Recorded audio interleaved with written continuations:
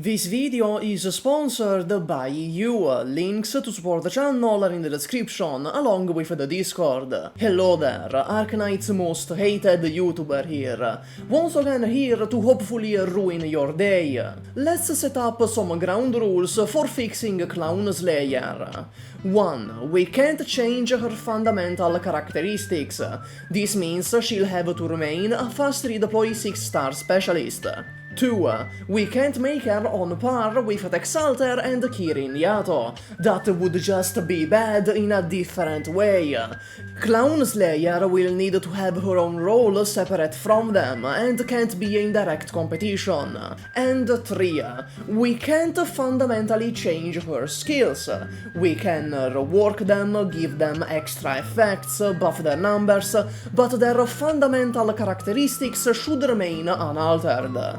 Otherwise, we could just give her Degen Breaker skill 3 and call it a day. Crownslayer might just be a first in the video game sphere. She's an extremely weak Chapter 1 boss who, upon becoming playable, somehow got even weaker. She is a girl failure in the literal sense. Right now, the only role she has in your squad is as a concubine, and even then she's only a pretty decent concubine. She's no Beanstalk, or Kiera, or Sue. To understand how to fix Crownslayer, we must first understand what exactly is bad about her. The short of it is that her kit is confused and messy. It's like a first draft that just never got improved upon, written by someone who doesn't play Arknights. What they were going for was a 6-star Gravel, but in the end she's not even better than her. The idea here is to have a fast redeploy dodge tank, something like Flametail and Gravel's love child. As to which one is the Futanari, I'll leave that as an exercise for the viewer. In theory, this would be an upgrade over Gravel, as dodge tanks can theoretically absorb an infinite amount of damage. When fixing her, we'll keep this design philosophy.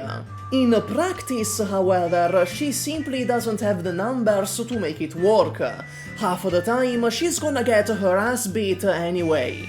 Let's look at her talents. These are probably the best part about her. They don't have anything inherently wrong, and they synergize with her kit.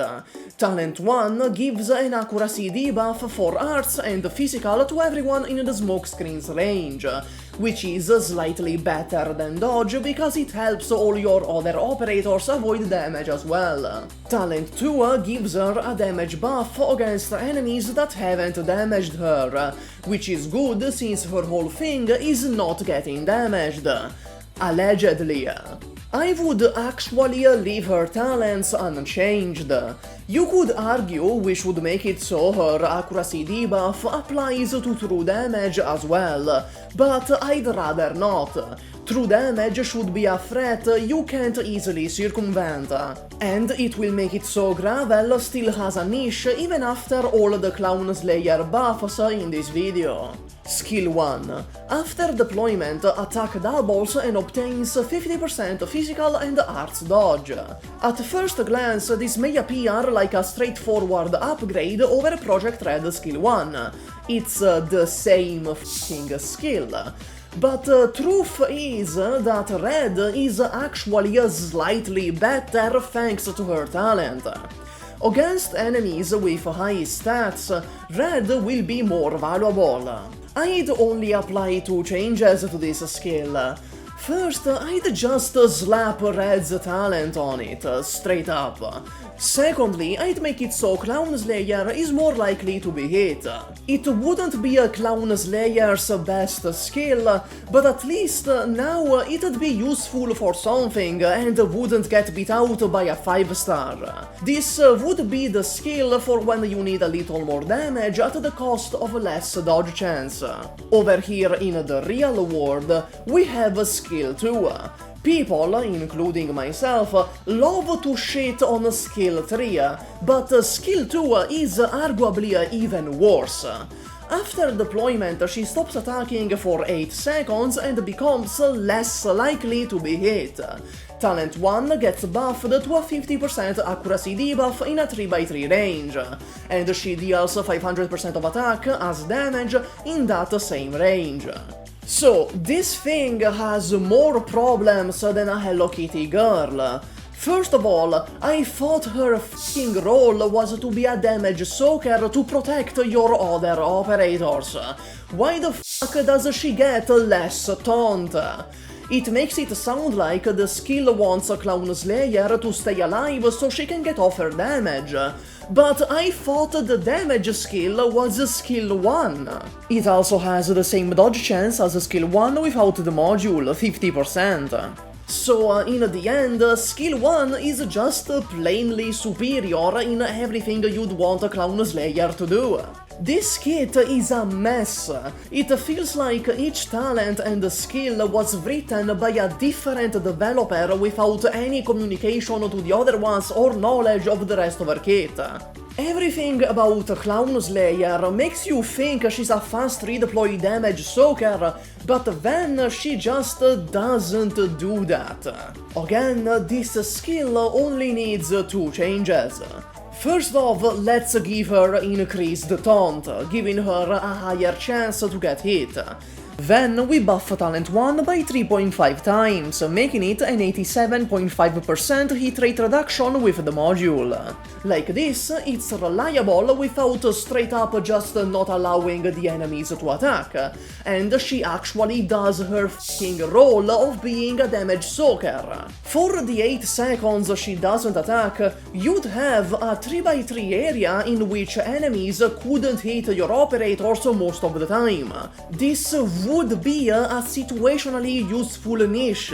It would give her something to do in your team, a reason to actually bring her.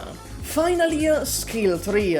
She creates a smoke screen in a pretty good range, gains invisibility and blocks 0. Every 2 seconds she appears to deal small damage to a ground enemy in the smoke screen twice and stun them for 4 seconds.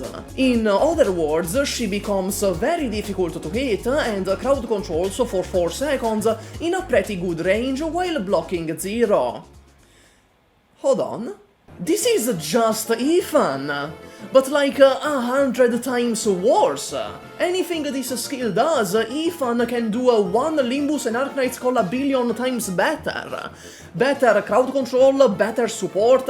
Holy shit, why does this dude keep coming up in every video? Somehow, every road leads to using Ethan. Okay, so, after our buffs, skill 1 would be the damage skill, and skill 2 would be the dodge tank skill. Which means skill 3 should have some other role to differentiate it. Let's make it a crowd control skill. The 2 seconds between each attack is actually fine if we make the wait worthwhile. I'll also keep the damage and range the same.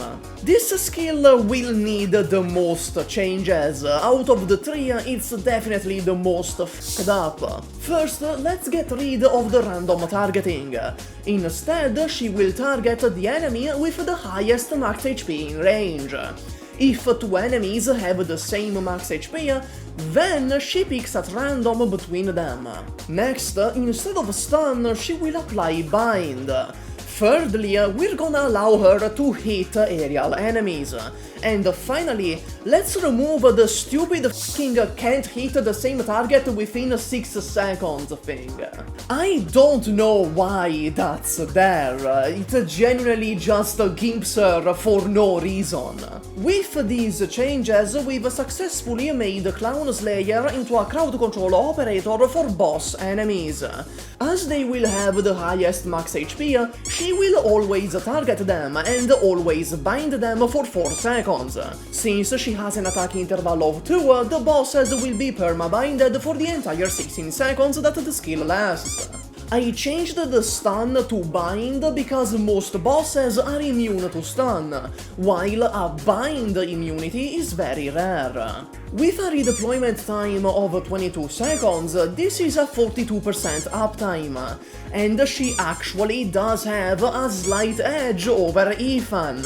In the situation where you'd want to stall a big group, you'd use Ethan. But if you'd want to stall the boss specifically, you'd use Crownslayer. So, to recap this entire video, the talents are left unchanged. For skill 1, we give her Red's talent and increase her taunt. This would make it her damage skill.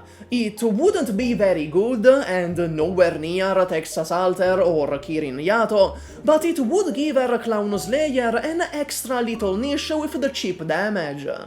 For skill 2, we again increase her taunt and make it a 3.5 times buff to her talent, making it an 87.5% accuracy debuff with the module. This would make her the actual 6-star Gravel, efficiently protecting your team from harm in the 8 seconds the skill is up. And finally, for skill 3, we get rid of the random targeting, make it so she prioritizes the enemy with the highest max HP in range, change her stun to bind, allow her to hit AL enemies, and remove the can't hit the same target twice within 6 seconds stipulation. This would make her a reliable crowd control for boss and elite enemies, and would give her an edge over Ethan in that situation, which, believe me, having an edge over Ethan in anything seems to be pretty difficult for crowd control operators in this game. So, with all that, I believe Crownslayer would have an actual role in the ecosystem, be a decent operator, and not completely destroy the meta by being a third Texalter. Max out your Gummy. Bye.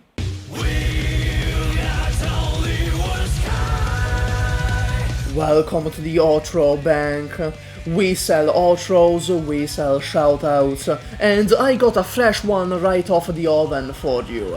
Thank you for watching, and thank you to the members and Patreons on screen now, in particular Zealot, Bubba Quill Damage, Matthew Nemo, Zephyrinix, The Crazy Lord, Nupo, Lord Takeo, Nerd Rage, Andre Mulla, Mike Reguera, Nyuta Koyaki, Good Leon, Jigster, Mimako, and Chromechand but JJF. Alright, that's all. Now, if you'll excuse me, I'll go goon to the newly released Techno and Thorns altar. God, they didn't need to make him that hot.